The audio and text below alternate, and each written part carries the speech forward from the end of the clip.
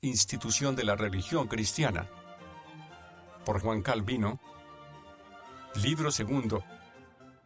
Capítulo segundo. El hombre se encuentra ahora despojado de su arbitrio, y miserablemente sometido a todo mal. Peligros del orgullo y la indolencia. Después de haber visto que la tiranía del pecado, después de someter al primer hombre, no solamente consiguió el dominio sobre todo el género humano, sino que domina totalmente en el alma de cada hombre en particular, debemos considerar ahora sí, después de haber caído en este cautiverio, ¿hemos perdido toda la libertad que teníamos, o si queda aún en nosotros algún indicio de la misma, y hasta dónde alcanza? Pero para alcanzar más fácilmente la verdad de esta cuestión, debemos poner un blanco en el cual concentrar todas nuestras disputas. Ahora bien, el mejor medio de no errar es considerar los peligros que hay por una y otra parte, pues cuando el hombre es privado de toda rectitud, luego toma de ello ocasión para la indolencia, porque cuando se dice al hombre que por sí mismo no puede hacer bien alguno, deja de aplicarse a conseguido, como si fuera algo que ya no tiene nada que ver con él, y al contrario, no se le puede atribuir el menor mérito del mundo, pues al momento despoja a Dios de su propio honor y se infla de vana confianza y temeridad. Por tanto, para no caer en tales inconvenientes, hay que usar de tal moderación que el hombre, al enseñarle que no hay en él bien alguno y que está cercado por todas partes de miseria y necesidad, comprenda, sin embargo, que ha de tender al bien de que está privado y a la libertad de la que se haya despojado, y se despierte realmente de su torpeza más que si le hiciesen comprender que tenía la mayor virtud y poder para conseguido. Hay que glorificar a Dios con la humildad. No hay quien no vea cuán necesario es lo segundo, o sea, despertar al hombre de su negligencia y torpeza. En cuanto a lo primero de mostrarle su miseria, hay muchos que lo dudan más de lo que debieran, porque, si concedemos que no hay que quitar al hombre nada que sea suyo, también es evidente que es necesario despojarle de la gloria falsa y vana, porque, si no le fue lícito al hombre gloriarse de sí mismo ni cuando estaba adornado, por la liberalidad de Dios, de dones y gracias tan excelentes, ¿hasta qué punto no debería ahora ser humillado, cuando por su ingratitud se ve rebajado a una extrema ignominia, al perder la excelencia que entonces tenía? En cuanto a aquel momento en que el hombre fue colocado en la cumbre de su honra, la Escritura todo lo que le permite atribuirse es decir que fue creado a la imagen de Dios, con lo cual da a entender que era rico y bienaventurado, no por sus propios bienes, sino por la participación que tenía de Dios. ¿Qué le queda pues, ahora, sino al verse privado y despojado de toda gloria, reconocer a Dios, a cuya liberalidad no pudo ser agradecido cuando estaba enriquecido con todos los dones de su gracia, y ya que no le glorificó reconociendo los dones que de él recibió, que al menos ahora le glorifique confesando su propia indigencia? Además no nos es menos útil el que se nos prive de toda alabanza de sabiduría y virtud, que necesario para mantener la gloria de Dios, de suerte que los que nos atribuyen más de lo que es nuestro, no solamente cometen un sacrilegio, quitando a Dios lo que es suyo, sino que también nos arruinan y destruyen a nosotros mismos, porque, ¿qué otra cosa hacen cuando nos inducen a caminar con nuestras propias fuerzas, sino encumbramos en una caña, la cual al quebrarse da enseguida con nosotros en tierra, y aún excesiva honra se tributa a nuestras fuerzas, comparándolas con una caña, porque no es más que humo todo cuanto los hombres vanos imaginan y dicen de ellas? Por ello, no sin motivo repite tantas veces San Agustín esta sentencia, que los que defienden el libre arbitrio más bien lo echan por tierra, que no lo confirman. Ha sido necesario hacer esta introducción, a causa de ciertos hombres, los cuales de ninguna manera pueden sufrir que la potencia del hombre sea confundida y destruida, para establecer en él la de Dios, por apóstrofe 10, cual juzgan que esta disputa no solamente es inútil, sino muy peligrosa. Sin embargo, a nosotros nos parece muy provechosa, y uno de los fundamentos de nuestra religión. La opinión de los filósofos. Puesto que poco antes hemos dicho que las potencias del alma están situadas en el entendimiento y en el corazón, consideremos ahora cada una de ellas. Los filósofos de común asentimiento piensan que la razón se asienta en el entendimiento, la cual corno una antorcha alumbra y dirige nuestras deliberaciones y propósitos, y rige, corno una reina, a la voluntad, pues se figuran que está tan llena de luz divina, que puede perfectamente aconsejar, y que tiene tal virtud, que puede muy bien mandar, y, al contrario, que la parte sensual está llena de ignorancia y rudeza, que no puede elevarse a la consideración de cosas altas y excelentes, sino que siempre anda a ras de tierra, y que el apetito, si se deja llevar de la razón y no se somete a la sensualidad, tiene un cierto impulso natural para buscar lo bueno y honesto, y puede así seguir el recto camino. Por el contrario, si se entrega a la sensualidad, ésta lo corrompe y deprava. Lo que se entrega sin freno a todo vicio e impureza, habiendo, pues, entre las facultades del alma, según ellos, entendimiento, sensualidad, y apetito o voluntad, como más comúnmente se le llama. Dicen que el entendimiento tiene en sí la razón para encaminar al hombre a vivir bien y santamente, siempre que él mantenga su nobleza y use de la virtud y poder que naturalmente reside en él. En cuanto al movimiento inferior, que llaman sensualidad, con el cual es atraído hacia el error, opinan que con el amaestramiento de la razón poco a poco puede ser domado y desterrado. Finalmente, a la voluntad la ponen como medio entre la razón y la sensualidad, a saber, con libertad para obedecer a la razón si le parece, o bien para someterse a la sensualidad. La perplejidad de los filósofos.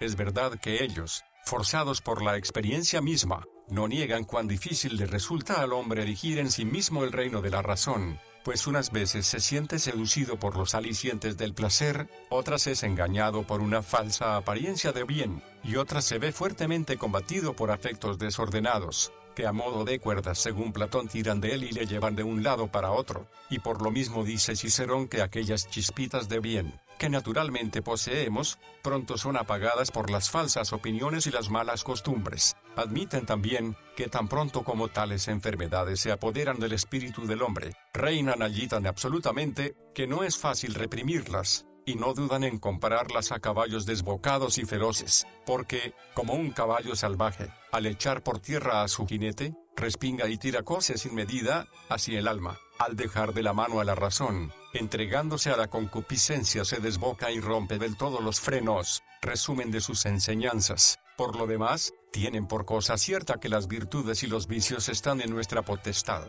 porque si tenemos opción dicen de hacer el bien o el mal, también la tendremos para abstenemos de hacerlo, y si somos libres de abstenemos, también lo seremos para hacerla, y parece realmente que todo cuanto hacemos, lo hacemos por libre elección, e igualmente cuando nos abstenemos de alguna cosa, de lo cual se sigue, que si podemos hacer alguna cosa buena cuando se nos antoja, también la podemos dejar de hacer, y si algún mal cometemos, podemos también no cometerlo, y, de hecho, algunos de ellos llegaron a tal desatino, que jactanciosamente afirmaron que es beneficio de los dioses que vivamos, pero es mérito nuestro el vivir honesta y santamente, y Cicerón se atrevió a decir, en la persona de Cota, que como cada cual adquiere su propia virtud, ninguno entre los sabios ha dado gracias a Dios por ella, porque dice él por la virtud somos alabados, y de ella nos gloriamos, lo cual no sería así, si la virtud fuese un don de Dios y no procediese de nosotros mismos. Y un poco, más abajo,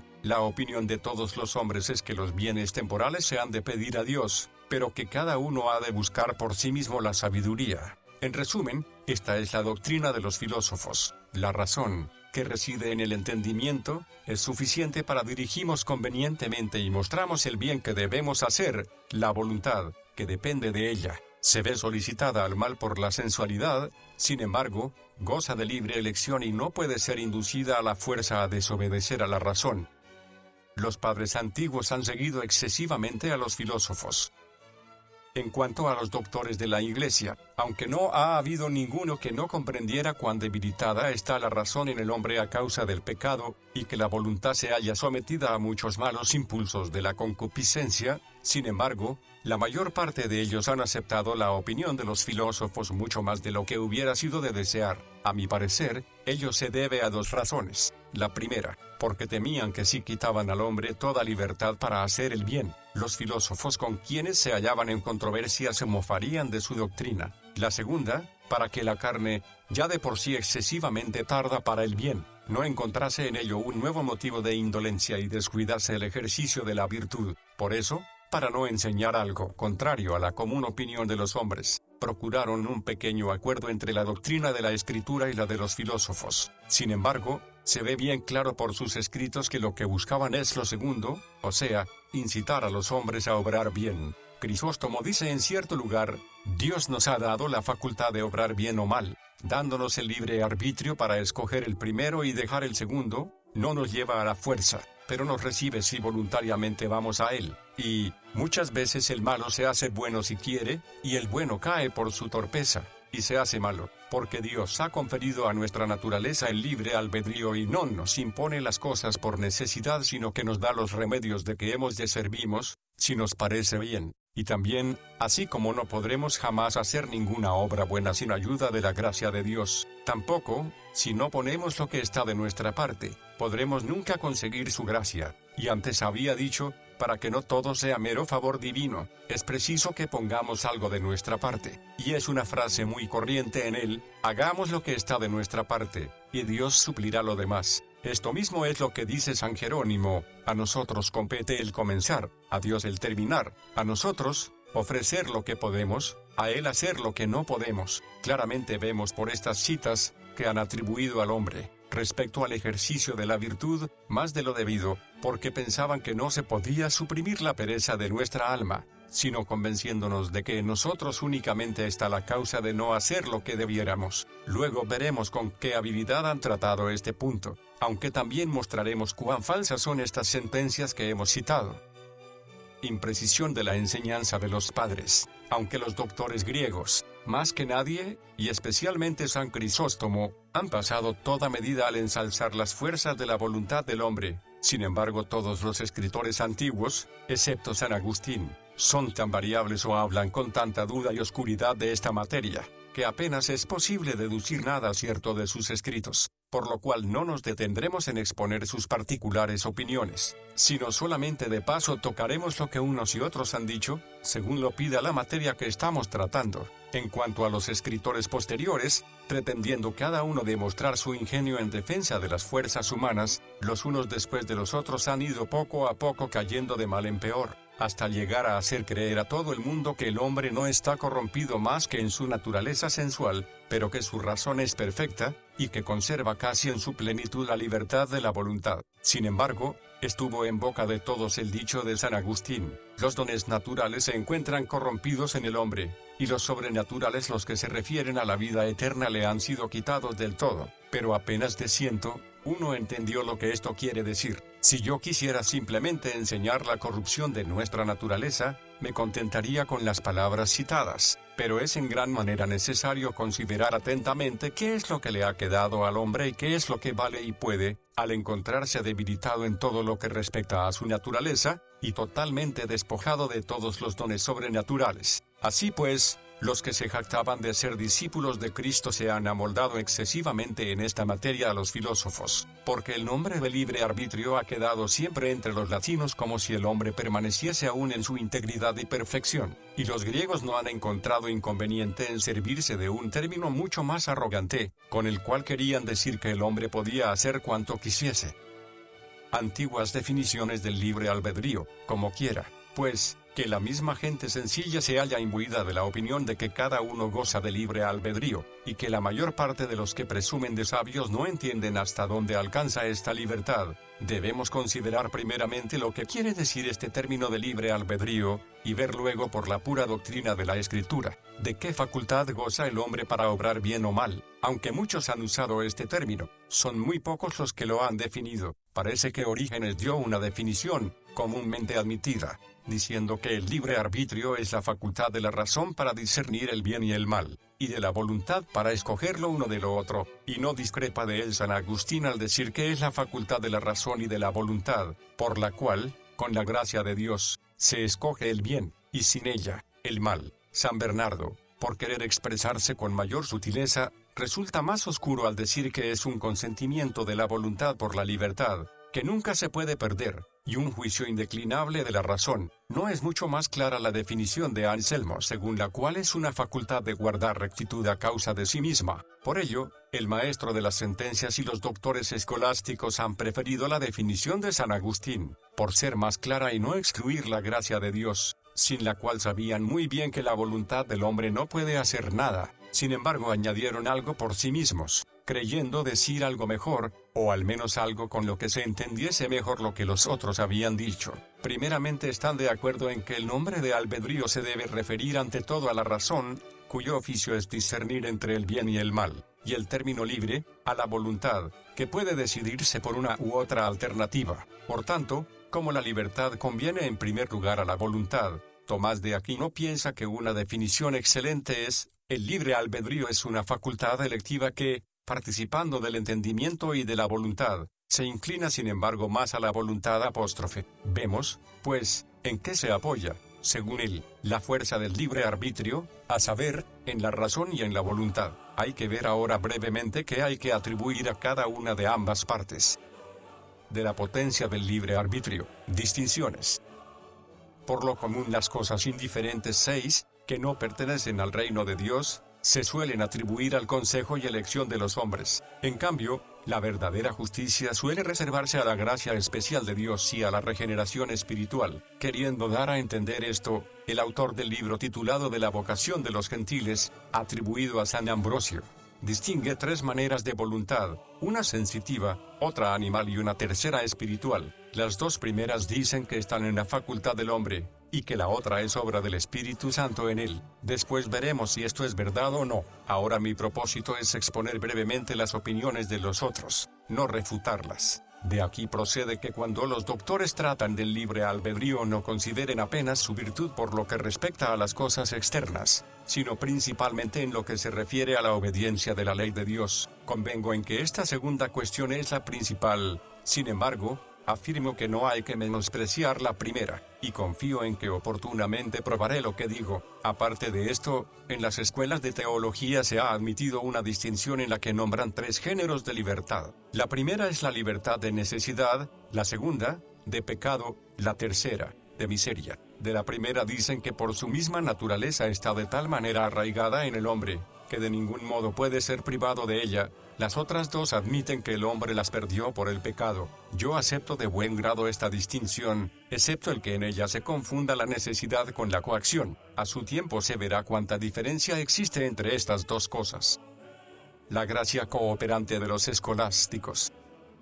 Si se admite esto, es cosa indiscutible que el hombre carece de libre albedrío para obrar bien si no le ayuda la gracia de Dios, una gracia especial que solamente se concede a los elegidos, por su regeneración, pues dejo a un lado a los frenéticos que fantasean que la gracia se ofrece a todos indistintamente. Sin embargo, aún no está claro si el hombre está del todo privado de la facultad de poder obrar bien, o si le queda alguna, aunque pequeña y débil, la cual por sí sola no pueda nada, pero con la gracia de Dios logre también de su parte hacer el bien. El maestro de las sentencias, para exponer esto, dice que hay 2 clases de gracia necesarias al hombre para hacerlo idóneo y capaz de obrar bien. A una la llaman operante que obra, la cual hace que queramos el bien con eficacia, a la otra cooperante que obra juntamente, la cual sigue a la buena voluntad para ayudarla. En esta distinción me disgusta que cuando atribuye a la gracia de Dios el hacernos desear eficazmente lo que es bueno, da a entender que nosotros naturalmente apetecernos de alguna manera lo bueno, aunque nuestro deseo no llegue a efecto. San Bernardo habla casi de la misma manera, diciendo que toda buena voluntad es obra de Dios, pero que sin embargo, el hombre por su propio impulso puede apetecer esta buena voluntad. Pero el maestro de las sentencias entendió mal a San Agustín, aunque él piensa que le sigue con su distinción. Además, en el segundo miembro de la distinción hay una duda que me desagrada, porque ha dado lugar a una perversa opinión, pues los escolásticos pensaron que, como él dijo que nosotros obramos juntamente con la segunda gracia, que está en nuestro poder, o destruir la primera gracia rechazándola, o confirmarla obedeciendo. Esto mismo dice el autor del libro titulado De la vocación de los gentiles, pues dice que los que tienen uso de razón son libres para apartarse de la gracia, de tal manera que hay que reputarles como virtud el que no se hayan apartado, a fin de que se les impute a mérito, aunque no se pudo hacer sin que juntamente actuase el Espíritu Santo, pues en su voluntad estaba el que no se llevase a cabo.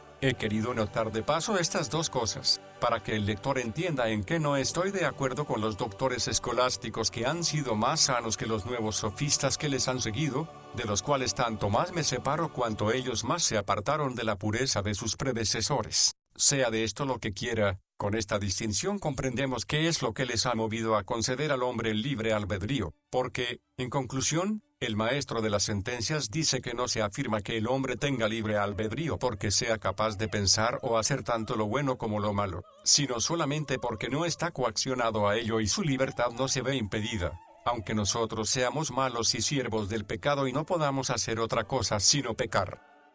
La expresión libre albedrío es desafortunada y peligrosa. Según esto, se dice que el hombre tiene libre albedrío, no porque sea libre para elegir lo bueno o lo malo, sino porque el mal que hace lo hace voluntariamente y no por coacción. Esto es verdad, pero ¿a qué fin atribuir un título tan arrogante a una cosa tan intrascendente, donosa libertad? En verdad, decir que el hombre no se ve forzado a pecar, sino que de tal manera es voluntariamente esclavo, que su voluntad está arrojada con las cadenas del pecado. Ciertamente detesto todas estas disputas por meras palabras, con las cuales la Iglesia se ve sin motivo perturbada, y por eso seré siempre del parecer que se han de evitar los términos en los que se contiene algo absurdo, y principalmente los que dan ocasión de error. Pues bien, ¿quién al oír decir que el hombre tiene libre arbitrio no concibe al momento que el hombre es señor de su entendimiento y de su voluntad, con potestad natural para inclinarse a una u otra alternativa? Mas quizás alguno diga que este peligro se evita si se enseña convenientemente al pueblo qué es lo que ha de entender por la expresión libre albedrío. Yo por el contrario afirmo, que conociendo nuestra natural inclinación a la mentira y la falsedad, más bien encontraremos ocasión de afianzarnos más en el error por motivo de una simple palabra, que de instruirnos en la verdad mediante una prolija exposición de la misma, y de esto tenemos harta experiencia en la expresión que nos ocupa, pues sin hacer caso de las aclaraciones de los antiguos sobre la misma, los que después vinieron, preocupándose únicamente de cómo sonaban las palabras, han tomado de ahí ocasión para ensoberbecerse, destruyéndose a sí mismos con su orgullo. La correcta opinión de San Agustín. Y si hemos de atender a la autoridad de los padres, aunque es verdad que usan muchas veces esta expresión, sin embargo nos dicen la estima en que la tienen, especialmente San Agustín, que no duda en llamarlo siervo apóstrofe. Es verdad que en cierto pasaje se vuelve contra los que niegan el libre albedrío, pero la razón que principalmente da es para que nadie se atreva a negar el arbitrio de la voluntad de tal manera que pretenda excusar el pecado, pero él mismo en otro lugar confiesa que la voluntad del hombre no es libre sin el Espíritu de Dios, pues está sometida a la concupiscencia, que la tiene cautiva y encadenada, y que después de que la voluntad ha sido vencida por el pecado en que se arrojó, nuestra naturaleza ha perdido la libertad 2, y que el hombre, al usar mal de su libre albedrío, lo perdió juntamente consigo mismo, y que el libre albedrío está cautivo, y no puede hacer nada bueno, y que no es libre lo que la gracia de Dios no ha liberado, y que la justicia de Dios no se cumple cuando la ley la prescribe y el hombre se esfuerza con sus solas energías, sino cuando el Espíritu ayuda y la voluntad del hombre, no libre por sí misma, sino liberada por Dios, obedece. La causa de todo esto la expone en dos palabras en otro lugar diciendo que el hombre en su creación recibió las grandes fuerzas de su libre albedrío, pero que al pecar las perdió, y en otro lugar, después de haber demostrado que el libre albedrío es confirmado por la gracia de Dios, reprende duramente a los que se lo atribuyen independientemente de la gracia. ¿Por qué? Pues dice, esos infelices se atreven a ensoberbecerse del libre arbitrio antes de ser liberados, o de sus fuerzas, después de haberlo sido. No se dan cuenta de que con esta expresión de libre albedrío se significa la libertad. Ahora bien, ¿dónde está el Espíritu del Señor? Allí hay libertad. 2 de Corintios 3:17. Sí, pues, son siervos del pecado, ¿para qué se jactan de su libre albedrío? Porque cada cual es esclavo de aquel que lo ha vencido. Mas, si son liberados, ¿por qué gloriarse de ello como de cosa propia? Es que son de tal manera libres, que no quieren ser siervos de aquel que dice, sin mí no podéis hacer nada. ¿Qué más? Si el mismo San Agustín en otro lugar parece que se burla de esta expresión, diciendo, el libre albedrío sin duda alguna es libre, pero no liberado, libre de justicia, pero siervo del pecado, y lo mismo repite en otro lugar, y lo explica diciendo, el hombre no está libre de la servidumbre de la justicia más que por el albedrío de su voluntad, pero del pecado no se ha liberado más que por la gracia del Redentor, el que atestigua que su opinión de la libertad no es otra sino que consiste en una liberación de la justicia, a la cual no quiere servir, no está sencillamente burlándose del título que le ha dado al llamarla libre albedrío. Por lo tanto, si alguno quiere usar esta expresión con tal de que la entienda rectamente, yo no me opongo a ello, mas, como al parecer, no es posible su uso sin gran peligro, y, al contrario, sería un gran bien para la Iglesia que fuese olvidada, preferiría no usarla, y si alguno me pidiera consejo sobre el particular, le diría que se abstuviera de su empleo. Renunciemos al uso de un término tan enojoso. Puede que a algunos les parezca que me he perjudicado grandemente a mí mismo al confesar que todos los doctores de la Iglesia, excepto San Agustín, han hablado de una manera tan dudosa y vacilante de esta materia, de tal forma que no se puede deducir nada cierto y concreto de sus escritos, pues algunos tomarían esto como si yo quisiera desestimarlos por serme contrarios, pero yo no he hecho nada más que advertir de buena fe y sin engaño a los lectores, para su provecho, pues si quieren depender de lo que los antiguos dijeron tocante a esta materia, siempre estarán en duda, pues unas veces, despojando al hombre de las fuerzas del libre albedrío le enseñan a acogerse a la sola gracia, y otras le atribuyen cierta facultad, o al menos lo parece. Sin embargo, no resulta difícil probar con sus escritos que, aunque se vea esa incertidumbre y duda en sus palabras, sin embargo, al no hacer ningún caso o muy poco de las fuerzas del hombre, han atribuido todo el mérito de las buenas obras al Espíritu Santo, porque, ¿qué otra cosa quiere decir la sentencia de San Cipriano, tantas veces citada por San Agustín, que no debemos gloriarnos de ninguna cosa, pues ninguna es nuestra? Evidentemente reduce al hombre a la nada, para que aprenda a depender de Dios en todo, y no es lo mismo lo que dicen Euquerio y San Agustín, que Cristo es el árbol de la vida, al cual cualquiera que extendiese la mano vivirá, y que el árbol de la ciencia del bien y del mal es el albedrío de la voluntad, del cual quien quiera que gustare sin la gracia, morirá.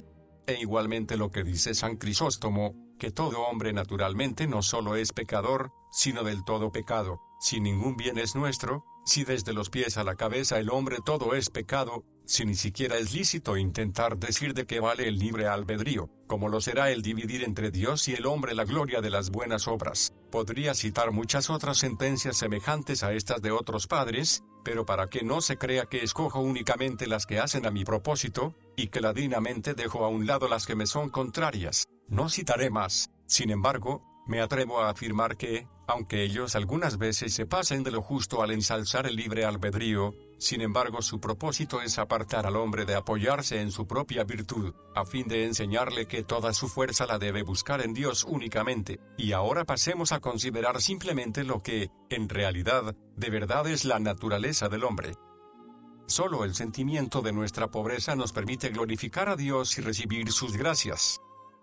Me veo obligado a repetir aquí otra vez lo que dije al principio de este capítulo, a saber, que ha adelantado notablemente en el conocimiento de sí mismo, quien se siente abatido y confundido con la inteligencia de su calamidad, pobreza, desnudez e ignorancia, porque no hay peligro alguno de que el hombre se rebaje excesivamente, con tal que entienda que en Dios ha de recobrar todo lo que le falta. Al contrario, no puede atribuirse ni un darme más de lo que se le debe, sin que se arruine con una vana confianza y se haga culpable de un grave sacrilegio, al atribuirse a sí mismo la honra que solo a Dios se debe. Evidentemente, siempre que nos viene a la mente este ansia de apetecer alguna cosa que nos pertenezca a nosotros y no a Dios, hemos de comprender que tal pensamiento nos es inspirado por el que indujo a nuestros primeros padres a querer ser semejantes a Dios conociendo el bien y el mal. Si es palabra diabólica la que ensalza al hombre en sí mismo, no debíamos darle oídos si no queremos tomar consejo de nuestro enemigo. Es cosa muy grata pensar que tenemos tanta fuerza que podemos confiar en nosotros mismos,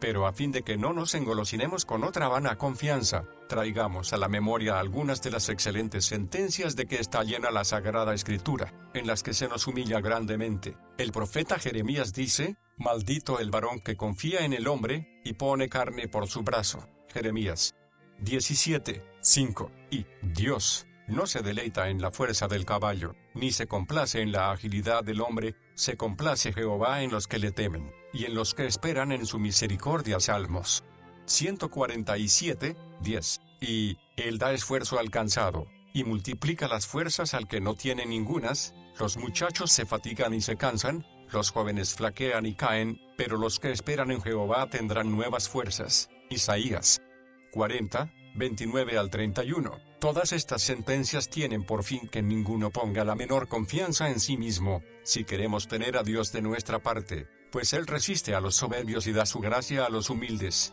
Santiago 4:6. Recordemos también aquellas promesas: yo derramaré aguas sobre el sequedal y ríos sobre la tierra árida. Isaías 44:3. Y a todos los sedientos venid a las aguas, Isaías 55, 1. Todas ellas y otras semejantes, atestiguan que solamente es admitido a recibir las bendiciones divinas el que se encuentra abatido con la consideración de su miseria. Ni hay que olvidar otros testimonios, como el de Isaías: el sol nunca más te servirá de luz para el día, ni el resplandor de la luna te alumbrará, sino que Jehová te será por luz perpetua. Isaías 60, 19. Ciertamente, el Señor no quita a sus siervos la claridad del sol ni de la luna, sino que, para mostrarse Él solo glorioso en ellos, les quita la confianza aún de aquellas cosas que a nuestro parecer son las más excelentes. Testimonio de los padres. Por esto me ha agradado siempre sobremanera esta sentencia de San Crisóstomo: el fundamento de nuestra filosofía es la humildad 12, y más aún aquella de San Agustín, que dice, como a Demóstenes, excelente orador griego, fuera preguntado cuál era el primer precepto de la elocuencia, respondió: la pronunciación, y el segundo, la pronunciación, y el tercero, también la pronunciación, e igualmente si me preguntarais cuál de los preceptos de la religión cristiana es el primero, cuál el segundo, y cuál el tercero, os respondería siempre: la humildad. Pero adviértase que él por humildad no entiende que el hombre, reconociendo en sí alguna virtud, no obstante no se ensoberbece por ello, sino que el hombre de tal manera se conozca que no encuentre más refugio que humillarse ante Dios, como lo expone en otro lugar, diciendo: nadie se adule ni se lisonjee, cada uno por sí mismo es un demonio. El bien que el hombre tiene, de Dios solamente lo tiene, porque, ¿qué tienes de ti sino pecado? Si quieres gloriarte de lo que es tuyo, gloríate del pecado, porque la justicia es de Dios apóstrofe. ¿Y a qué presumimos tanto del poder de nuestra naturaleza? Está llagada, herida, atormentada y destruida. Tiene necesidad de verdadera confesión, no de falsa defensa 12. Y, cuando uno reconoce que no es nada en sí mismo y que ninguna ayuda puede esperar de sí, sus armas se le rompen y cesa la guerra. Y es necesario que todas las armas de la impiedad sean destruidas, rotas y quemadas, y te encuentres tan desarmado, que no halles en ti ayuda alguna. Cuanto más débil eres por ti mismo, tanto mejor te recibirá Dios 13. Por esta razón él mismo, a propósito del Salmo 70, prohíbe que recordemos nuestra justicia, a fin de que conozcamos la justicia de Dios, y muestra que Dios nos ensalza su gracia de manera que sepamos que no somos nada, que solo por la misericordia de Dios nos mantenemos firmes, pues por nosotros mismos somos malos. Así pues, no disputemos con Dios sobre nuestro derecho, como si perdiésemos en nuestro provecho cuanto a Él le atribuimos, porque como nuestra humildad es su encumbramiento, así el confesar nuestra bajeza lleva siempre consigo su misericordia por remedio, y no pretendo que el hombre ceda sin estar convencido, y que si tiene alguna virtud no la tenga en cuenta, para lograr la verdadera humildad. Lo que pido es que, dejando a un lado el amor de sí mismo, de su elevación y ambición, sentimientos que le ciegan y le llevan a sentir de sí mismo más de lo conveniente, se contemple como debe en el verdadero espejo de la Escritura. Abolición de los dones sobrenaturales. Me agrada mucho aquella sentencia de San Agustín, que comúnmente se cita: los dones naturales están corrompidos en el hombre por el pecado, y los sobrenaturales los ha perdido del todo. Por lo segundo entienden la luz de la fe y la justicia, las cuales bastan para alcanzar la vida eterna y la felicidad celestial. Así que el hombre, al abandonar el reino de Dios, fue también privado de los dones espirituales con los que había sido adornado para alcanzar la vida eterna, de donde se sigue que está de tal manera desterrado del reino de Dios, que todas las cosas concernientes a la vida bienaventurada del alma están en él muertas, hasta que por la gracia de la regeneración las vuelva a recobrar, a saber, la fe, el amor de Dios, la caridad con el prójimo, el deseo de vivir santa y justamente. Y como quiera que todas estas cosas nos son restituidas por Cristo, no se deben reputar propias de nuestra naturaleza, sino procedentes de otra parte. Por consiguiente, concluimos que fueron abolidas. Corrupción de los dones naturales. Además de esto, se le quitó también al hombre la integridad del entendimiento y la rectitud del corazón. Esto es lo que llamamos corrupción de los dones naturales, porque, aunque es verdad que nos ha quedado algo de entendimiento y de juicio como también de voluntad, sin embargo no podemos decir que nuestro entendimiento esté sano y perfecto, cuando es tan débil y está tan envuelto en tinieblas. En cuanto a la voluntad, bien sabemos cuánta maldad hay en ella, como la razón, con la cual el hombre distingue entre el bien y el mal, y juzga y entiende, es un don natural, no pudo perderse de todo. pero ha sido en parte debilitada, y en parte dañada, de tal manera que lo que se ve de ella no es más que una ruina desfigurada. En este sentido dice San Juan que la luz luce en las tinieblas, mas que no es comprendida por ellas, Juan 1:5, con las cuales palabras se ven claramente ambas cosas, que en la naturaleza humana, por más pervertida y degenerada que esté, brillan ciertos destellos que demuestran que el hombre participa de la razón y se diferencia de las fieras brutas puesto que tiene entendimiento, pero, a su vez, que esta luz está tan sofocada por una oscuridad tan densa de ignorancia, que no puede mostrar su eficacia. Igualmente la voluntad, como es del todo inseparable de la naturaleza humana, no se perdió totalmente, pero se encuentra de tal manera cogida y presa de sus propios apetitos, que no puede apetecer ninguna cosa buena. Es esta una definición perfecta, pero hay que explicarla más detalladamente. Corrupción de la inteligencia. A fin de que la disquisición presente se desarrolle ordenadamente de acuerdo con la distinción que antes establecimos en el alma del hombre, de entendimiento y voluntad, es necesario que primeramente examinemos las fuerzas del entendimiento. Decir que el entendimiento está tan ciego, que carece en absoluto de inteligencia respecto a todas las cosas del mundo, repugnaría, no solo a la palabra de Dios, sino también a la experiencia de cada día, pues vemos que en la naturaleza humana existe un cierto deseo de investigar la verdad, hacia la cual no sentiría tanta inclinación si antes no tuviese gusto por ella. Es, pues, ya un cierto destello de luz en el espíritu del hombre este natural amor a la verdad, cuyo menosprecio en los animales brutos prueba que son estúpidos y carecen de entendimiento y de razón, aunque este deseo, aún antes de comenzar a operar, ya decae, pues luego da consigo en la vanidad, porque el entendimiento humano, a causa de su rudeza, es incapaz de ir derecho en busca de la verdad, y anda vagando de un error a otro,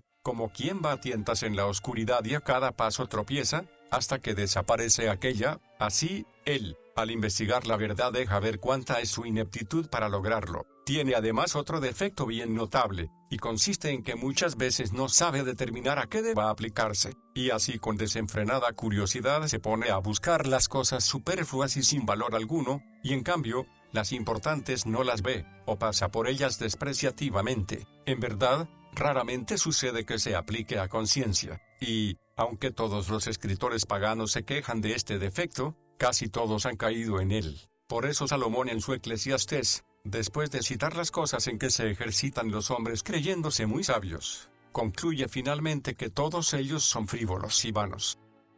La inteligencia de las cosas terrenas y de las cosas del cielo.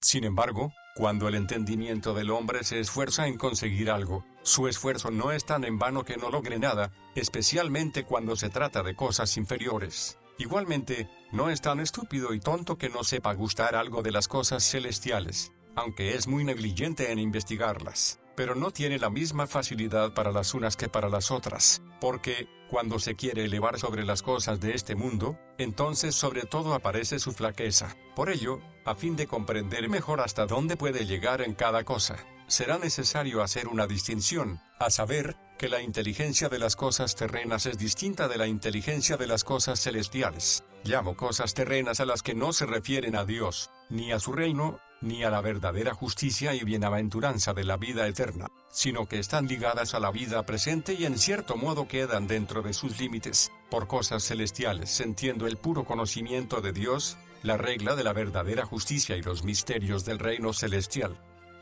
Bajo la primera clase se comprenden el gobierno del Estado, la dirección de la propia familia, las artes mecánicas y liberales. A la segunda hay que referir el conocimiento de Dios y de su divina voluntad, y la regla de conformar nuestra vida con ella. Apunto el orden social. En cuanto a la primera especie hay que confesar que como el hombre es por su misma naturaleza sociable, siente una inclinación natural a establecer y conservar la compañía de sus semejantes. Por esto vemos que existen ideas generales de honestidad y de orden en el entendimiento de todos los hombres, y de aquí que no haya ninguno que no comprenda que las agrupaciones de hombres han de regirse por leyes, y no tenga algún principio de las mismas en su entendimiento. De aquí procede el perpetuo consentimiento, tanto de los pueblos como de los individuos, en aceptar las leyes, porque naturalmente existe en cada uno cierta semilla de ellas, sin necesidad de maestro que se las enseñe. A esto no se oponen las disensiones y revueltas que luego nacen, por querer unos que se arrinconen todas las leyes, y no se las tenga en cuenta, y que cada uno no tenga más ley que su antojo y sus desordenados apetitos, como los ladrones y salteadores, o que otros, como comúnmente sucede, piensen que es injusto lo que sus adversarios han ordenado como bueno y justo, y, al contrario, apoyen lo que ellos han condenado, porque los primeros no aborrecen las leyes por ignorar que son buenas y santas, sino que, llevados de sus desordenados apetitos, luchan contra la evidencia de la razón, y lo que aprueban en su entendimiento, eso mismo lo reprueban en su corazón, en el cual reina la maldad. En cuanto a los segundos, su oposición no se enfrenta en absoluto al concepto de equidad y de justicia de que antes hablábamos, porque consistiendo su oposición simplemente en determinar qué leyes serán mejores, ello es señal de que aceptan algún modo de justicia, en lo cual aparece también la flaqueza del entendimiento humano, que incluso cuando cree ir bien, cojea y va dando traspiés. Sin embargo, permanece cierto que en todos los hombres hay cierto germen de orden político, lo cual es un gran argumento de que no existe nadie que no esté dotado de la luz de la razón en cuanto al gobierno de esta vida. Las artes mecánicas y liberales. En cuanto a las artes, así mecánicas como liberales, puesto que en nosotros hay cierta aptitud para aprenderlas, se ve también por ellas que el entendimiento humano posee alguna virtud, y aunque no todos sean capaces de aprenderlas, sin embargo, es prueba suficiente de que el entendimiento humano no está privado de tal virtud, el ver que apenas existe hombre alguno que carezca de cierta facilidad en alguna de las artes. Además, no solo tiene virtud y facilidad para aprenderlas, sino que vemos a diario que cada cual inventa algo nuevo, o perfecciona lo que los otros le enseñaron, en lo cual, aunque Platón se engañó pensando que esta comprensión no era más que acordarse de lo que el alma sabía ya antes de entrar en el cuerpo, sin embargo la razón nos fuerza a confesar que hay como cierto principio de estas cosas esculpido en el entendimiento humano. Estos ejemplos claramente demuestran que existe cierto conocimiento general del entendimiento y de la razón, naturalmente impreso en todos los hombres, conocimiento tan universal,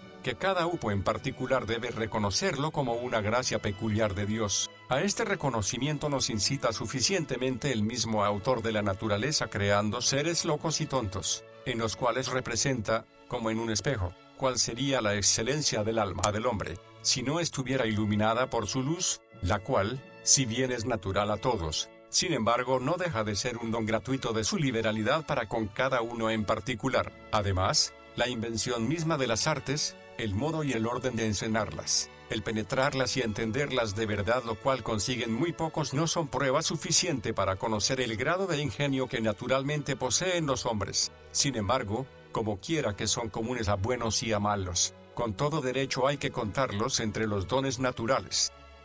Cuanto produce la inteligencia proviene de las gracias recibidas por la naturaleza humana.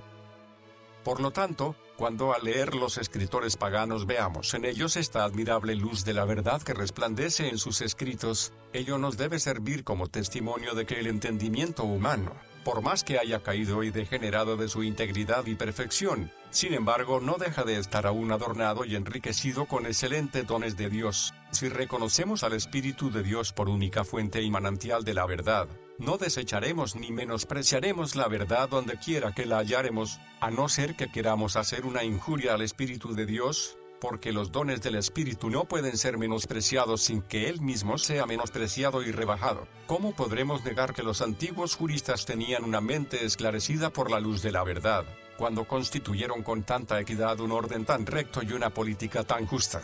Diremos que estaban ciegos los filósofos, tanto al considerar con gran diligencia los secretos de la naturaleza, como al redactarlos con tal arte. Vamos a decir que los que inventaron el arte de discutir y nos enseñaron a hablar juiciosamente, estuvieron privados de juicio, que los que inventaron la medicina fueron unos insensatos, y de las restantes artes, pensaremos que no son más que desvaríos. Por el contrario, es imposible leer los libros que sobre estas materias escribieron los antiguos, sin sentirnos maravillados y llenos de admiración, y nos llenaremos de admiración, porque nos veremos forzados a reconocer la sabiduría que en ellos se contiene. Ahora bien, creeremos que existe cosa alguna excelente y digna de alabanza, que no proceda de Dios, sintamos vergüenza de cometer tamaña ingratitud, en la cual ni los poetas paganos incurrieron, pues ellos afirmaron que la filosofía, las leyes y todas las artes fueron inventadas por los dioses. Sí, pues, estos hombres, que no tenían más ayuda que la luz de la naturaleza, han sido tan ingeniosos en la inteligencia de las cosas de este mundo. Tales ejemplos deben enseñarnos cuántos son los dones y gracias que el Señor ha dejado a la naturaleza humana, aún después de ser despojada del verdadero y sumo bien. Aunque corrompidas, esas gracias de naturaleza son dones del Espíritu Santo.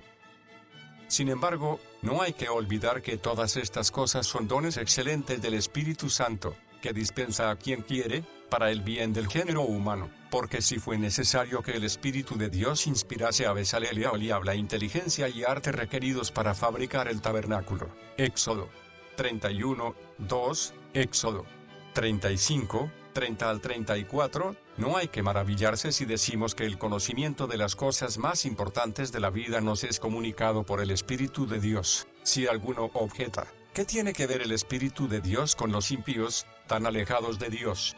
Respondo que, al decir que el Espíritu de Dios reside únicamente en los fieles, ha de entenderse del Espíritu de santificación, por el cual somos consagrados a Dios como templos suyos. Pero entre tanto, Dios no cesa de llenar, vivificar y mover con la virtud de ese mismo Espíritu a todas sus criaturas, y ello conforme a la naturaleza que a cada una de ellas le dio al crearlas. Sí, pues, Dios ha querido que los infieles nos sirviesen para entender la física, la dialéctica, las matemáticas y otras ciencias. Sirvámonos de ellos en esto, temiendo que nuestra negligencia sea castigada si despreciamos los dones de Dios doquiera nos fueren ofrecidos. Mas, para que ninguno piense que el hombre es muy dichoso porque le concedemos esta gran virtud de comprender las cosas de este mundo, hay que advertir también que toda la facultad que posee de entender, y la subsiguiente inteligencia de las cosas, son algo fútil y vano ante Dios, cuando no está fundado sobre el firme fundamento de la verdad, pues es muy cierta la citada sentencia de San Agustín,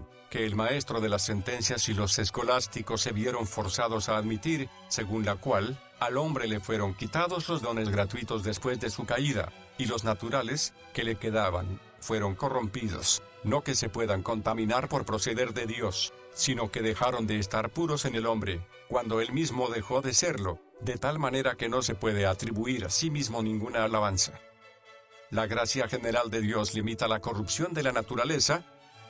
Concluyendo, en toda la especie humana se ve que la razón es propia de nuestra naturaleza, la cual nos distingue de los animales brutos como ellos se diferencian por los sentidos de las cosas inanimadas, porque el que algunos nazcan locos o estúpidos no suprime la gracia universal de Dios. Antes bien, tal espectáculo debe incitarnos a atribuir lo que tenemos de más a una gran liberalidad de Dios, porque si Él no nos hubiera preservado, la caída de Adán hubiera destruido todo cuanto nos había sido dado. En cuanto a que unos tienen el entendimiento más vivo, otros mejor juicio, o mayor rapidez para aprender algún arte, con esta variedad Dios nos da a conocer su gracia, para que ninguno se atribuya nada como cosa propia, pues todo proviene de la mera liberalidad de Dios. Pues, ¿por qué uno es más excelente que otro? Sino para que la gracia especial de Dios tenga preeminencia en la naturaleza común, dando a entender que al dejar a algunos atrás, no está obligada a ninguno. Más aún, Dios inspira actividades particulares a cada uno,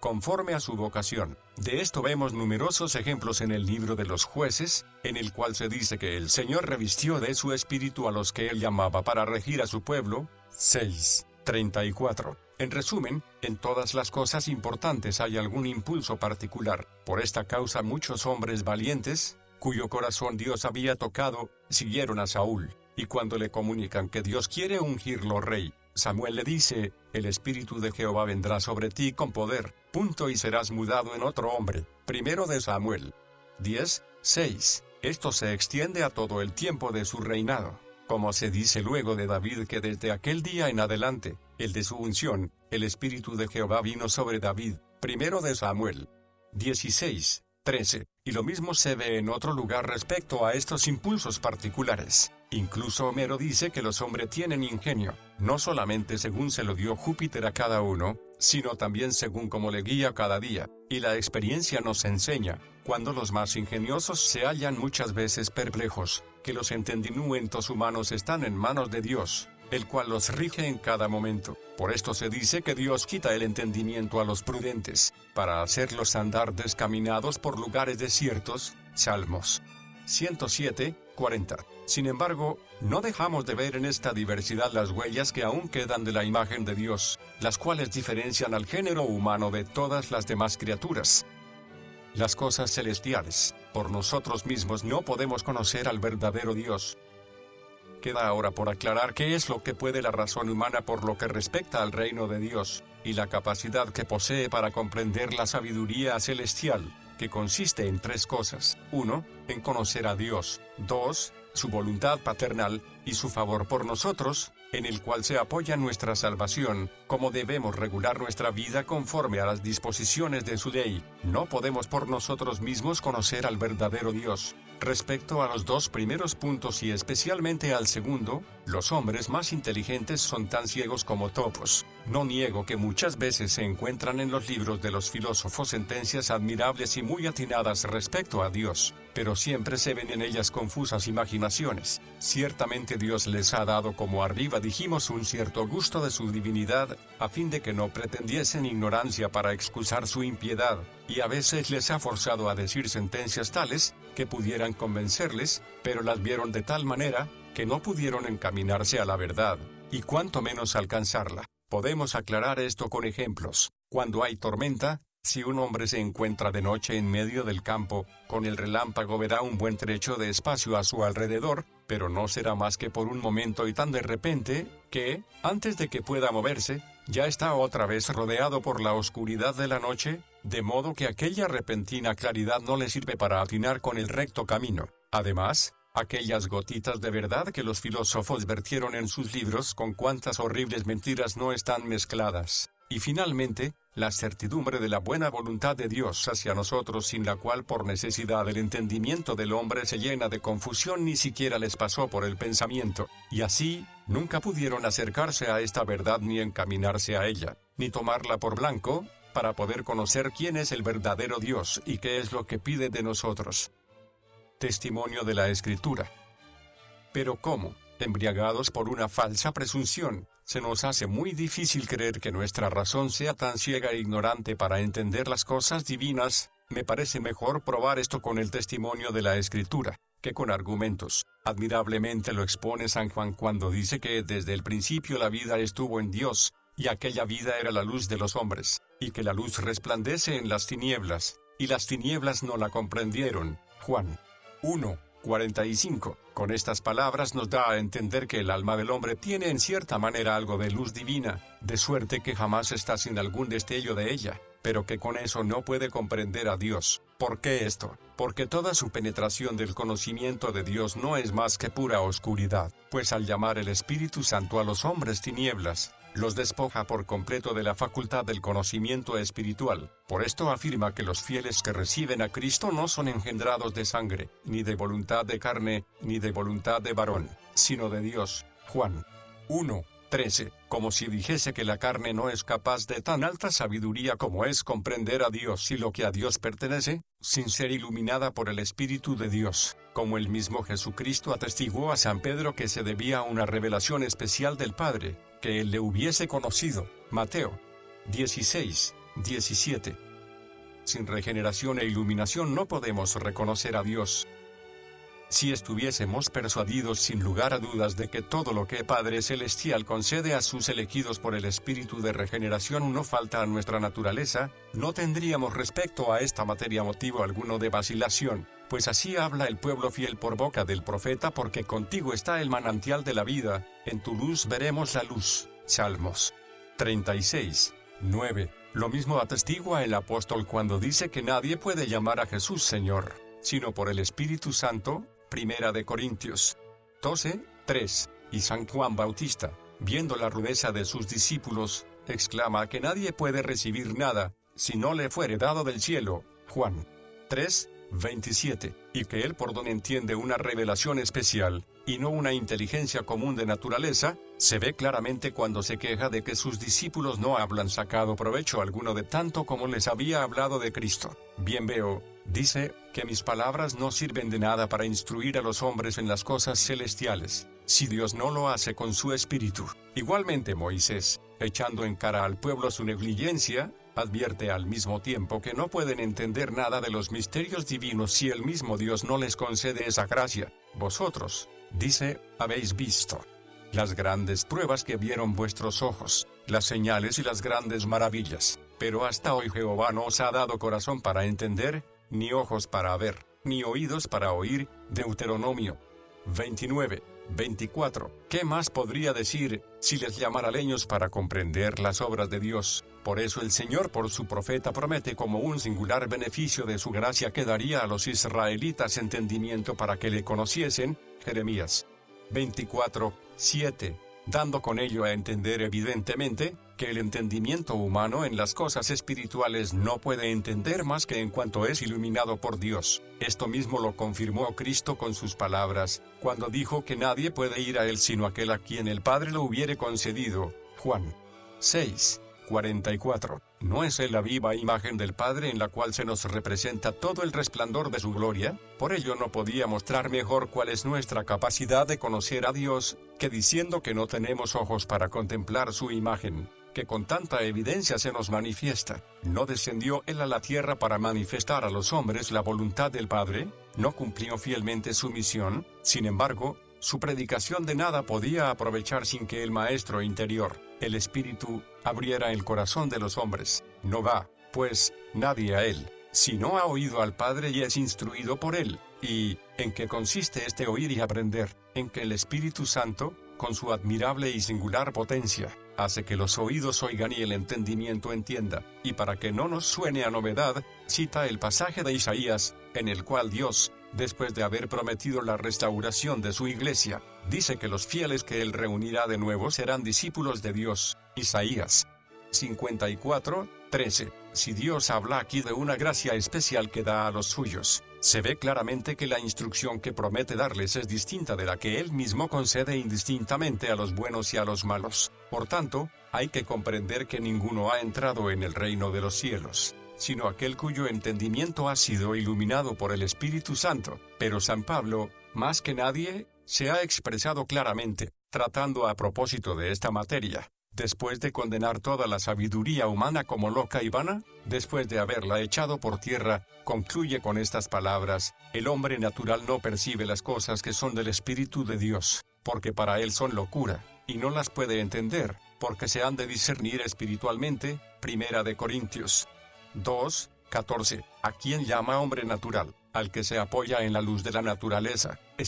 En verdad, no entiende cosa alguna de los misterios espirituales. ¿Acaso porque por negligencia no les presta atención? Aunque con todas sus fuerzas lo intentara, nada conseguiría, porque hay que juzgar de ellos espiritualmente, es decir, que las cosas recónditas solamente por la revelación del Espíritu les son manifestadas al entendimiento humano, de tal manera que son tenidas por locura cuando el Espíritu de Dios no le ilumina. Y antes, el mismo apóstol había colocado por encima de la capacidad de los ojos, de los oídos y del entendimiento humano, las cosas que Dios tiene preparadas para los que le aman, y hasta había declarado que la sabiduría humana es como un velo que nos impide contemplar bien a Dios. ¿Qué más? El mismo San Pablo dice que Dios ha enloquecido la sabiduría del mundo. Primera de Corintios 1:20. ¿Vamos nosotros a atribuirle tal agudeza, que pueda penetrar hasta Dios y los secretos de su reino celestial? No caigamos en tal locura. Toda nuestra facultad viene de Dios.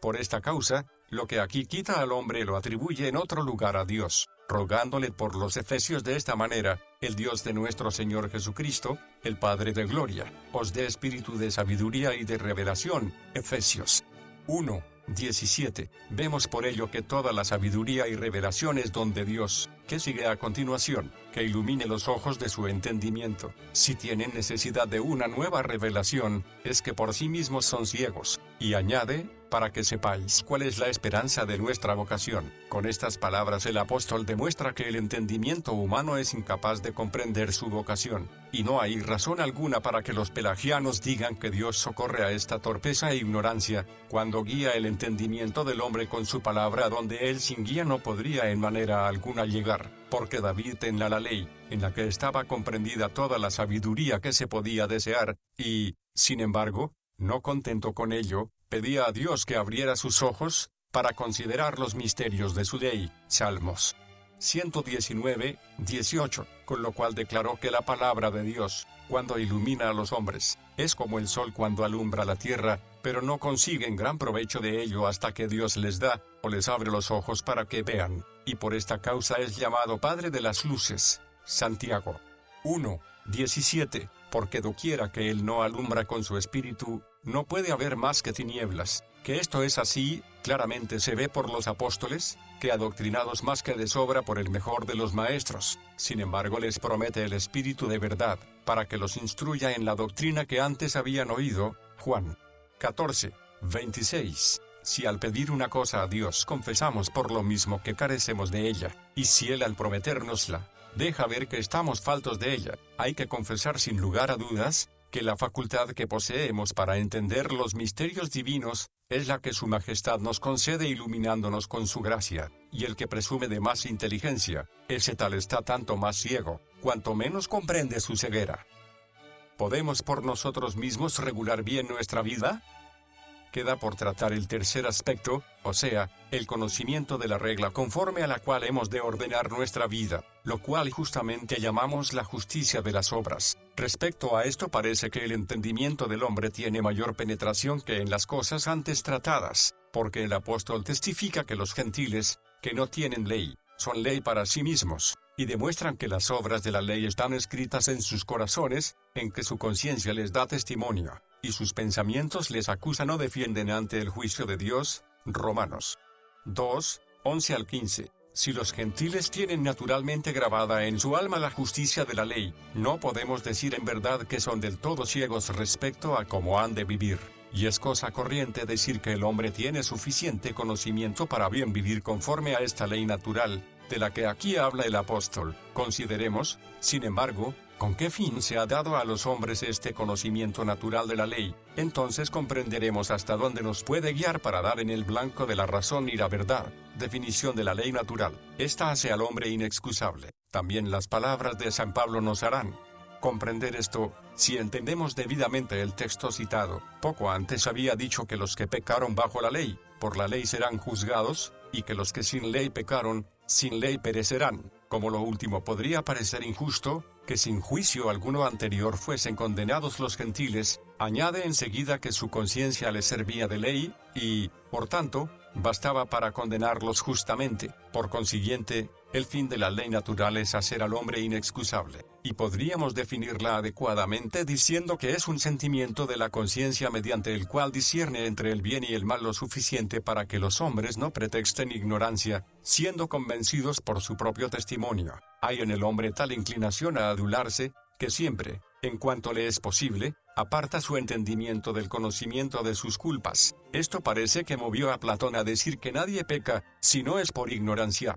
Sería verdad, si la hipocresía de los hombres no tuviese tanta fuerza para encubrir sus vicios, que la conciencia no sienta escrúpulo alguno en presencia de Dios, mas como el pecador, que se empeña en evitar el discernimiento natural del bien y del mal, se ve muchas veces como forzado, y no puede cerrar los ojos, de tal manera que, quiera o no, tiene que abrirlos algunas veces a la fuerza. Es falso decir que peca solamente por ignorancia. El filósofo Temistio se acercó más a la verdad, diciendo que el entendimiento se engaña muy pocas veces respecto a los principios generales, pero que con frecuencia cae en el error cuando juzga de las cosas en particular. Por ejemplo, si se pregunta si el homicidio en general es malo, no hay hombre que lo niegue, pero el que conspira contra su enemigo, piensa en ello como si fuese una cosa buena. El adúltero condenará el adulterio en general, sin embargo, alabará el suyo en particular. Así pues, en esto estriba la ignorancia, en que el hombre, después de juzgar rectamente sobre los principios generales, cuando se trata de sí mismo en particular se olvida de lo que había establecido independientemente de sí mismo. De esto trata magistralmente San Agustín en la exposición del versículo primero del Salmo 57. Sin embargo, la afirmación de Temistio no es del todo verdad. Algunas veces la fealdad del pecado de tal manera atormenta la conciencia del pecador, que al pecar no sufre engaño alguno respecto a lo que ha de hacer, sino que a sabiendas y voluntariamente se deja arrastrar por el mal. Esta convicción inspiró aquella sentencia: veo lo mejor y lo apruebo, pero sigo lo peor, para suprimir toda duda en esta materia. Me parece que Aristóteles ha establecido una buena distinción entre incontinencia e intemperancia. Dice él, que donde quiera que reina la incontinencia pierde el hombre, por su desordenada concupiscencia, el sentimiento particular de su culpa, que condena en los demás, pero que pasada la perturbación de la misma, luego se arrepiente. En cambio, la intemperancia es una enfermedad más grave, y consiste en que el hombre ve el mal que hace, y, sin embargo, no desiste, sino que persevera obstinadamente en su propósito. Insuficiencia de la ley natural, que no conoce la ley de Dios. Ahora bien, cuando oímos que hay en el hombre un juicio universal para discernir el bien y el mal, no hemos de pensar que tal juicio esté por completo sano e íntegro, porque si el entendimiento de los hombres tuviese la facultad de discernir entre el bien y el mal solamente para que no pretexten ignorancia, no sería necesario que conociesen la verdad en cada cosa particular, bastaría conocerla lo suficiente para que no se excusasen sin poder ser convencidos por el testimonio de su conciencia, y que desde ese punto comenzasen a sentir temor del tribunal de Dios. Si de hecho confrontamos nuestro entendimiento con la ley de Dios, que es la norma perfecta de justicia, veremos cuánta es su ceguera. Ciertamente no comprende lo principal de la primera tabla, que es poner toda nuestra confianza en Dios, darle la alabanza de la virtud y la justicia, invocar su santo nombre y guardar el verdadero sábado que es el descanso espiritual. ¿Qué entendimiento humano ha olfateado y rastreado jamás, por su natural sentimiento, que el verdadero culto a Dios consiste en estas cosas y otras semejantes?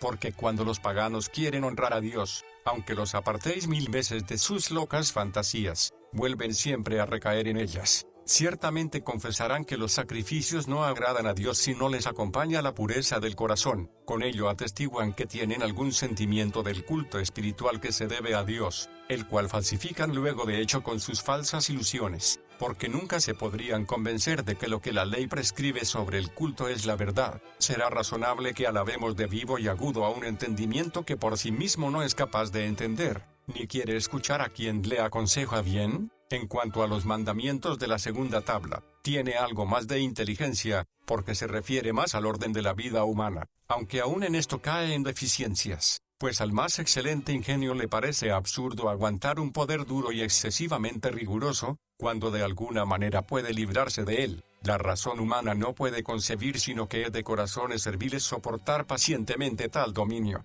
y, al contrario, que es de espíritus animosos y esforzados a hacerle frente. Los mismos filósofos no reputan un vicio vengarse de las injurias. Sin embargo, el Señor condena esta excesiva altivez del corazón y manda que los suyos tengan esa paciencia que los hombres condenan y vituperan. Asimismo, nuestro entendimiento es tan ciego respecto a la observancia de la ley, que es incapaz de conocer el mal de su concupiscencia, pues el hombre sensual no puede ser convencido de que reconozca el mal de su concupiscencia. Antes de llegar a la entrada del abismo se apaga su luz natural, porque, cuando los filósofos designan como vicios los impulsos excesivos del corazón, se refieren a los que aparecen y se ven claramente por signos visibles, pero los malos deseos que solicitan el corazón más ocultamente, no los tienen en cuenta. A pesar de las buenas intenciones, somos incapaces por nosotros mismos de concebir el bien. Por tanto, así como justamente hemos rechazado antes la opinión de Platón, de que todos los pecados proceden de ignorancia, también hay que condenar la de los que piensan que en todo pecado hay malicia deliberada, pues demasiado sabemos por experiencia que muchas veces caemos con toda la buena intención. Nuestra razón está presa por tanto desvarío, y sujeta a tantos errores, encuentra tantos obstáculos y se ve en tanta perplejidad muchas veces, que está muy lejos de encontrarse capacitada para guiarnos por el debido camino. Sin lugar a dudas, el apóstol San Pablo muestra cuán sin fuerza se encuentra la razón para conducirnos por la vida, cuando dice que nosotros, de nosotros mismos, no somos aptos para pensar algo como de nosotros mismos. Segunda de Corintios 3:5. No habla de la voluntad ni de los afectos, pero nos prohíbe suponer que está en nuestra mano ni siquiera pensar el bien que debemos hacer. ¿Cómo? Dirá alguno, tan depravada está toda nuestra habilidad, sabiduría, inteligencia y solicitud, que no puede concebir ni pensar cosa alguna aceptable a Dios. Confieso que esto nos parece excesivamente duro, pues no consentimos fácilmente que quieran privarnos de la agudeza de nuestro entendimiento, que consideramos el más valioso don que poseemos. Pero el Espíritu Santo, que sabe que todos los pensamientos de los sabios del mundo son vanos y que claramente afirma que todo cuanto el corazón del hombre maquina e inventa no es más que maldad. Salmos 94, 11, Génesis 6, 3. Juzga que ello es así, si todo cuanto nuestro entendimiento concibe, ordena e intenta es siempre malo, ¿cómo puede pensar algo grato a Dios, a quien únicamente puede agradar la justicia y la santidad? Y por ello se puede ver que, doquiera se vuelva nuestro entendimiento, está sujeto a la vanidad. Esto es lo que echaba muy en falta David en sí mismo cuando pedía entendimiento para conocer bien los mandatos de Dios. Salmos 119, 34, dando a entender con tales palabras que no le bastaba su entendimiento, y que por ello necesitaba uno nuevo. Y esto no lo pide una sola vez, sino hasta casi 10 veces reitera tal petición en un mismo salmo, denotando así cuánto necesitaba conseguir esto de Dios, y lo que David pide para sí, San Pablo lo suele pedir en general para todas las iglesias: no cesamos de orar por vosotros, y de pedir que seáis llenos del conocimiento de su voluntad en toda sabiduría e inteligencia espiritual, para que andéis como es digno del Señor. Colosenses 1, 9 y 10, Filipenses 1, 4. Adviértase que al decir que ello es un beneficio de Dios equivale a proclamar que no estriba en la facultad del hombre. San Agustín ha experimentado hasta tal punto esta deficiencia de nuestro entendimiento en orden a entender las cosas divinas, que confiesa que no es menos necesaria la gracia del Espíritu Santo para iluminar nuestro entendimiento, que lo es la claridad del sol para nuestros ojos, y no satisfecho con esto, como si no hubiera dicho bastante, se corrige al punto, diciendo que nosotros abrimos los ojos del cuerpo para ver la claridad del sol, pero que los ojos de nuestro entendimiento siempre estarán cerrados. Si el Señor no los abre, en cada momento nuestro espíritu depende de Dios. Además, la Escritura no dice que nuestro entendimiento es iluminado de una vez para siempre, de suerte que en adelante pueda ver ya por sí mismo, porque la cita de San Pablo poco antes mencionada se refiere a una ininterrumpida continuidad y progreso de los fieles, y claramente lo da a entender David con estas palabras: con todo mi corazón te he buscado, no me dejes desviarme de tus mandamientos. Salmos 119, 10. Pues, aunque fue regenerado y había aventajado a los demás en el temor de Dios, sin embargo, confiesa que necesita a cada momento ser enderezado por el buen camino, a fin de no apartarse de la doctrina en que ha sido instruido. Por eso en otro lugar pide que le sea renovado el espíritu de rectitud, que por su culpa había perdido. Salmos 5:1, 10, porque a Dios pertenece devolvernos lo que por algún tiempo nos había quitado, igual que dárnoslo al principio. Corrupción de la voluntad. El deseo natural del bien no prueba la libertad de la voluntad. Tenemos que examinar ahora la voluntad, en la cual principalmente reside la libertad de nuestro albedrío, pues ya hemos visto que a ella le corresponde propiamente elegir, y no al entendimiento. En primer lugar, a fin de que no parezca que lo que dijeron los filósofos, y fue opinión general, a saber, que todas las cosas naturalmente apetecen lo bueno, es argumento convincente para probar que existe cierta rectitud en la voluntad. Hemos de advertir que la facultad del libre albedrío no debe considerarse en un deseo que procede de una inclinación natural, y no de una cierta deliberación, porque los mismos teólogos escolásticos confiesan que no hay acción alguna del libre albedrío, más que donde la razón sopesa los pros y los contra. Con esto quieren decir que el objeto del deseo ha de estar sometido a elección, y que le debe preceder la deliberación que abra el camino hacia aquella. Si de hecho consideramos cuál es este deseo natural del bien en el hombre, veremos que es el mismo que tienen las bestias. También ellas buscan su provecho, y cuando hay alguna apariencia de bien perceptible a sus sentidos, se van tras él. En cuanto al hombre, no escoge lo que verdaderamente es bueno para él, según la excelencia de su naturaleza inmortal y el dictado de su corazón, para ir en su seguimiento, sino que contra toda razón y consejo sigue, como una bestia, la inclinación natural. Por tanto, no pertenece en modo alguno al libre albedrío, el que el hombre se sienta incitado por un sentimiento natural a apetecer lo bueno, sino que es necesario que juzgue lo bueno con rectitud de juicio, que, después de conocerlo, lo elija, y que persiga lo que ha elegido. A fin de orillar toda dificultad hemos de advertir que hay dos puntos en que podemos engañarnos en esta materia, porque en esta manera de expresarse, el nombre de deseo no significa el movimiento propio de la voluntad, sino una inclinación natural. Y lo segundo es que bien, no quiere decir aquí la justicia o la virtud, sino lo que cada criatura natural apetece conforme a su estado para su bienestar. Y aunque el hombre apetezca el bien con todas sus fuerzas, nunca empero lo sigue, como tampoco hay nadie que no desee la bienaventuranza, y, sin embargo, nadie aspira a ella si no le ayuda el Espíritu Santo. Resulta, entonces, que este deseo natural no sirve en modo alguno para probar que el hombre tiene libre albedrío, del mismo modo que la inclinación natural de todas las criaturas a conseguir su perfección natural, nada prueba respecto a que tengan libertad. Conviene, pues, considerar en las otras cosas, si la voluntad del hombre está de tal manera corrompida y viciada, que no puede concebir sino el mal, o si queda en ella parte alguna en su perfección e integridad de la cual procedan los buenos deseos. El testimonio de Romanos 7, 14 al 25 contradice a los teólogos escolásticos. Los que atribuyen a la primera gracia de Dios el que nosotros podamos querer eficazmente, parecen dar a entender con sus palabras, igualmente, que existe en el alma una cierta facultad de apetecer voluntariamente el bien, pero tan débil que no logra cuajar en un firme anhelo, ni hacer que el hombre realice el esfuerzo necesario. No hay duda de que esta ha sido opinión común entre los escolásticos, y que la tomaron de Orígenes y algunos otros escritores antiguos, pues, cuando consideran al hombre en su pura naturaleza, lo describen según las palabras de San Pablo: no hago lo que quiero, sino lo que aborrezco, eso hago. El querer el bien está en mí, pero no el hacerlo. Romanos 7, 15. Pero pervierten toda la disputa de que trata en aquel lugar el apóstol. Él se refiere a la lucha cristiana, de la que también trata más brevemente en la epístola a los Gálatas, que los fieles experimentan perpetuamente entre la carne y el espíritu, pero el espíritu no lo poseen naturalmente, sino por la regeneración, y que el apóstol habla de los regenerados se ve porque,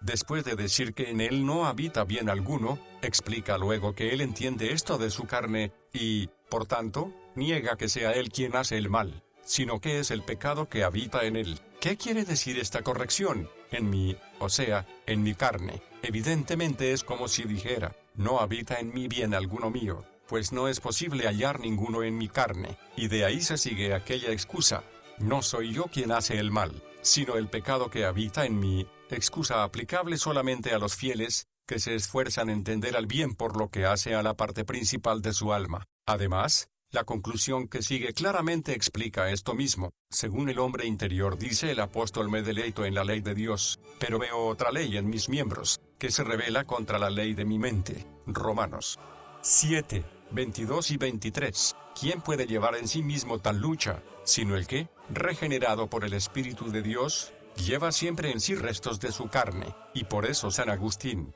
habiendo aplicado algún tiempo este texto de la Escritura a la naturaleza del hombre, ha retractado luego su exposición como falsa e inconveniente. Y verdaderamente, si admitimos que el hombre tiene la más insignificante tendencia al bien sin la gracia de Dios, ¿qué responderemos al apóstol, que niega que seamos capaces incluso de concebir el bien? Segunda de Corintios 3, 5. ¿Qué responderemos al Señor, el cual dice por Moisés que todo cuanto forja el corazón del hombre no es más que maldad? Génesis 8, 21. Estamos completamente bajo la servidumbre del pecado. Por tanto, habiéndose equivocado en la exposición de este pasaje, no hay por qué hacer caso de sus fantasías. Más bien, aceptemos lo que dice Cristo: todo aquel que hace pecado, esclavo es del pecado. Juan 8, 34. Todos somos por nuestra naturaleza pecadores, luego se sigue que estamos bajo el yugo del pecado, y si todo hombre está sometido a pecado, por necesidad su voluntad, sede principal del pecado, tiene que estar estrechamente ligada, pues no podría ser verdad en otro caso lo que dice San Pablo, que Dios es quien produce en nosotros el querer. Filipenses 2, 13. Si algo en nuestra voluntad precediese a la gracia del Espíritu Santo, por tanto, dejemos a un lado cuantos desatinos se han proferido respecto a la preparación al bien, pues, aunque muchas veces los fieles piden a Dios que disponga su corazón para obedecer a la ley, como lo hace David en muchos lugares, sin embargo hay que notar que ese mismo deseo proviene de Dios, lo cual se puede deducir de sus mismas palabras, pues al desear que se cree en él un corazón limpio, evidentemente no se atribuye a sí mismo tal creación, por lo cual admitimos lo que dice San Agustín: Dios te ha prevenido en todas las cosas, ¿Prevén tú alguna vez su ira? ¿De qué manera? Confiesa que todas estas cosas las tienes de Dios, que todo cuanto de bueno tienes viene de Él, y todo el mal viene de ti, y concluye Él, nosotros no tenemos otra cosa sino el pecado.